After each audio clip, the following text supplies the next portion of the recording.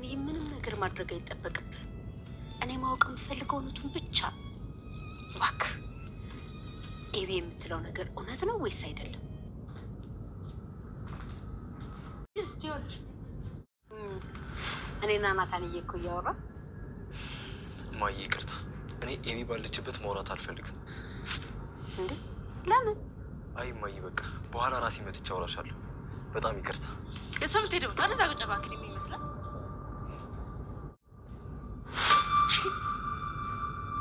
ዲስ ጆርጅ እንዴ ማዬ ቆይ ምን አደረኩኝ ቀለበት ያደርግልኛል ምናምን ምትው እንደዚህ ያመናጭቅሽው እንዴ ማዬ ቆይ ምን አደረኩኝ ለምንድን ነው እኔ ስመጣ ሲወጣው እንዲህ ያዋረድሽው እንዲህ ከፍ ዝቅ እያደረግሽ እያናገርሽው ነው ያገባኛል ምትው እንዲህ ያደረግሽው አይደለም ናታ ማንም ቢሆን አይነካሽ ቆመሽ ትቀሪያለሽ ያደረኩኝ ማዬ ልንገርሽ ከዚህ በኋላ ምንም ነገር አለሽ አግቢ ምናምን ብዬ እንዲሽ ብያናገርሽ ናታንስ በምን ወጣው ባልወልደውም እኮ ልጄ ነው ጸባይሽን ሳታስተካከይ አግባ ምለው ምን ሲደረግ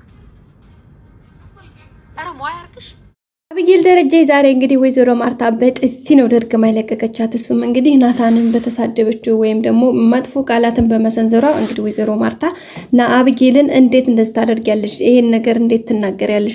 እንዴት ካንደበትሽ የሚወጣውን ነገር ልክና መልክ አይኖረውም በማለት እንግዲህ ወይዘሮ ማርታ በስሜትና በንዴት ውስጥ ሆና አብጌልን መታታለች ማለት ነው።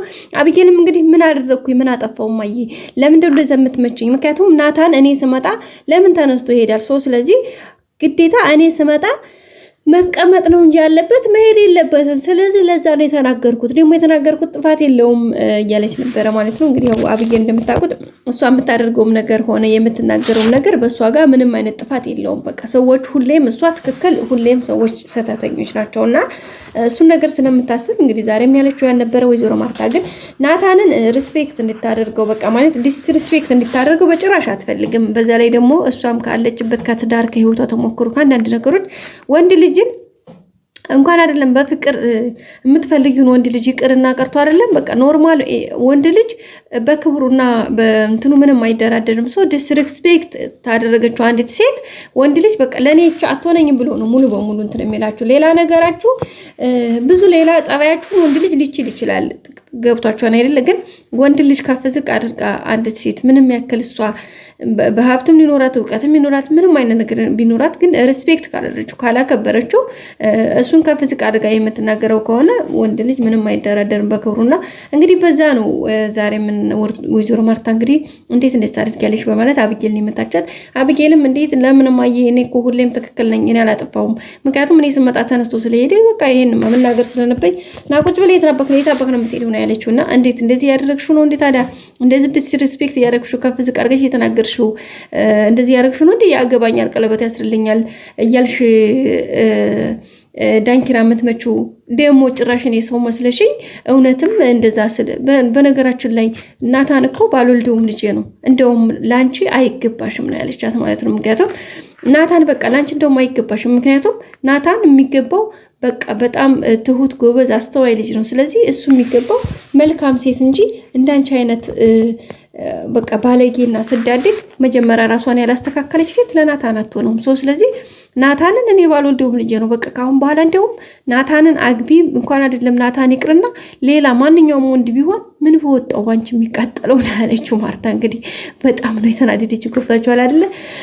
በቃ በጣም ማለት ነው እንግዲህ ናታንና ማርታ በጥሩ አማርኛ እያወሩ እያለ ነው እንግዲህ አብጌል ስትመጣ ያው ወይዘሮ ማርታ ያንን ነገር ስላላሰበችው መልካም አብጌል እንደው መጣሽ ጥሩ ምክንያቱም ከናታን ጋር አንድ ነገሮች እያወራን ነበረ ስለዚህ አንቺ መምጣትሽ መልካም ነውና ያለውን ነገር ናታን እየነገረ ስትለው እንግዲህ ወይዘሮ ማርታ ይቅርታ ማየኔ በኋላ እስካለሽበት ድረስ መጥቼ ማውራት ያለብኝ ነገር ነው ያወራሻለሁ እንጂ ከአብጌል ጎን ምንም ከአብጌል ፊት ቁጭ ብዬ እኔ የምናገረው ምንም አይነት ነገር የለኝም በማለት ነው ጥሏት ሄደው። እንግዲህ ወይዘሮ ማርታ እንዴ ናታን የምን ነው ምናምን ብላው ነበረ። እሱም እንግዲህ ያላት አይ ማየ ምንም የለም ምንም የተፈጠረ ነገር የለም ግን በቃ ለዛ ነው ማየ ምናምን በማለት ነው እንግዲህ የመለሰላት ማለት ነው ቤተሰቦቻችን። እና በዛ መካከል እንግዲህ ወይዘሮ ማርታ በጣም ነው ተናዳበት ሄደችው። ያው አብጌልም እንግዲህ ያችን ሚስጥር ስላየች ወይም ደግሞ ዳጣና ሰላም እናትና ልጅ እንደሆኑ ስላወቀች ያችን ሚስጥር ለማርታ እናገራለሁ ለቤተሰብ አፈነደዋለሁ ምናምን እያለች ማስፈራሪያ አድርጋ ያዘችበት ናታንን እሱን ነው። እሱ ደግሞ በሚጎዳው ነገር አልገባትም እንጂ እሷኑ ነው የሚጎዳት። የሚገርማችሁ ተንጋለው ቢተፉ ተመልሶ ካፉ እንዲሉ የሚሆነው ነገር እንደዛ ነው። ግን አብጌል ያልተረዳችው ነገር አለ። በነገራችን ላይ ቤተሰቦቻችንን በኮሜንት ላይ አብጌል ትክክል ናት፣ በቃ እንደውም በቃ ሁሉም ነገር እውነት መውጣት አለበት። ናታንም እንደውም በቃ ጎበዝና ጠንካራ ሴት ነች።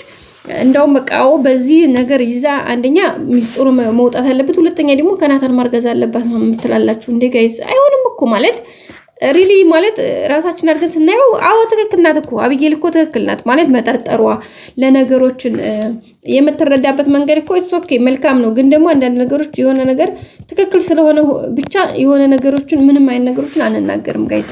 ማለት ከጀርባው ይዞት የሚመጣው ነገር ወደፊት ሊያስተከትለው የሚችለው ተጽዕኖ ከሚባል አንፃር መታሰብ አለበት። አብጌል አሁን ይሄን ነገር አይኖ አወቀችው አውቃ ግን አሁን ለምሳሌ ሄዳ ወይዘሮ ማርታን ይሄን ነገር ማየ ሰላምና ዳጣ እኮ እናትና ልጅ ናቸው። ምክንያቱም ለዳጣ የጻፈችላት ደብዳቤ ከናታን ጋር ወስጄ አየሁት ካላመንሽ ደግሞ ብላ ይሄን ነገር ማድረግ ትችላለች እኮ ትክክል ነች። ግን ይሄ ነገር ሲመጣ ወይዘሮ ማርታና ደረጀ ሌላ ነገር ተፈጠረ ማለት ነው። በዚህ መካከል ላይ የቤተሰብ መተረማመስ ለትንሽ ጊዜም ቢሆን በጣም ከባድ ነው። ኢቭን ደግሞ ወይዘሮ ማርታ ይሄን ነገር በደንብ ዲፕሊ ሁኔታዎችን እስከምታውቅ ድረስ ብዙ ጊዜና ሰዓት ይወስድባታል። ይሄ ነገር ሲፈጠር በጣም ከባድ ነው። ገባችሁ አይደለ? አንደኛ ስሜት ይጎዳል፣ ሁለተኛ ደግሞ ነገሮች በጣም ከባድ ነው። ለቤተሰብ መበተን ሌላ ነገር ይመጣል። አሁን ማርታና ደረጀ የተወሰነ ጊዜም እንኳን ጋብታ ቢፈጠር በትዳር በህይወቱ በዚህ መልኩ አይቀጥልም። ልጆች ይጎዳሉ፣ ይቦሳቀላሉ፣ ትምህርት ትኩረታቸው ይሰረቃል። በቃ እናትና አባት አንድ ላይ ሆኖ የተማረ ያለ ልጅና እናትና አባት የተወሰነ ጋብታ ተፈጥሮ ያለ በጣም ይለያያል ጋይስ። ከዛ አንፃር ነው እንጂ እንትን አብጌል እኮ ልክ አይደለችም እያልን ሲቀጥል ደግሞ ከናታን ጋር ያለ ታመካከል አዎ ልክ አይደለም እንዴ። አንድን ሰውን በፍቅር ነው እንጂ ማስተነፍ ያለበት እንኳን አይደለም እሷ ገና ለትዳር ያገባኛል ብላ የምታስበው ወንድ ይቅርና ያንዴ የስራ ባልደረባችሁ ጋር መልካም ግንኙነት ኖራችሁ ለመቀጠል ስትፈልጉ እኮ ያንን ሰውዬ በፒስና በፍቅር ነገሮችን በማስተካከል ከኔ ምን ጎሎ ነው ይሄ ሰው የራቀኝ ምን አድርጌ ነው በቃ ይቅርታ ማድረግ ማለት አለብኝ ይቅርታ አድርጌ ነገሮችን ፊክስ ለማድረግ በምችለው ነገር መሞከር አለብኝ እንጂ የሆነ ነገር ለምሳሌ አብሮኝ ያለው ሰው የሆነ ነገር ጥፋት አጥፍቶ ማንኛችንም ፍጹም አይደለንም። ያንን ነገር ስለተሳሳተ ብቻ ያንን ላለቃ መናገር ሳይሆን ይሄን ነገር ለምን አደረክ? ይሄ ነገር እኮ ቢሆን ነገ ጧት እንደዚህ ነው። ስለዚህ ከዛሬ ቀጥላ እንዳይለመድህ ምሎ ሰው ማስተካከል ሰጥቶ ማለት ነው እንጂ አይሆንም። ሲቀጥል አብጌል እኮ ናታንን ለፍቅር ለትዳር አጋር ነው የምትፈልገው አይደለ? መጀመሪያ እንደማንም ብታረግ በባለፈው አይታችሁታል። አስክራ አብራው ተተኛ ነበረ ዳጣባት ደርስ ኖሮ አሁንም ደግሞ መስተፋቅር እየፈለገች ነው እኮ እና ይሄን ልጅ አሁን ወደ እሱ አምጥታ ይሆናል እንዴ? ለአንደኛ የሱን ህይወት ማበላሸት ነው የማይፈልገው ሪሌሽን ለማስገባት፣ ሁለተኛ እሷ በዚህ አይነት ሪሌሽን የማይወዳትን ሰው አብራት እንኳን ቢያገባትና እንኳን አገባሻለሁ ቢላት ነገ ጧት ወንድ ልጅ ነው ጥሏት ይሄዳል። እሷ ግን አንድ ልጅ ከወለደች በኋላ ዲቃላዋን ታቅፋ ትቀመጣለች። የማን ህይወት የሚባላቸው የእሷ ነው። በቃ እናትነት ይይዛታል፣ ልጅ ትይዛለች። እንደፈለገች ወጣ መስራት አትችልም። ወጣትነቷን ልጅነቷን በቃ አጣጥማ በፍቅር በቃ አላለ ማሳለፍ ያለባትን ጊዜ ማሳለፍ አትችልም። ያ ደግሞ አፌክት ያደርጋል ጋይስ። ያንን ነገር ከማሰብ አንፃር በፍጹም አይሆንም። በእርግጥ ድራማ ነው አይነው እንደ ድራማ ነው፣ ግን ደግሞ እንደዚህ አይነት ድራማዎችን ከመሳቅ ባለፈ ትምህርት እንወስድባቸው እንችላለን። አንዳንዴ አሁን ደረጀ እየከፈለ ያለው መስዋዕትነት የማርታ ትዕግስት ሌሎችም ልንማርባቸው እንችላለን። በቀጣይ ክፍል እንገናኝ። ሰላም ቆዩ።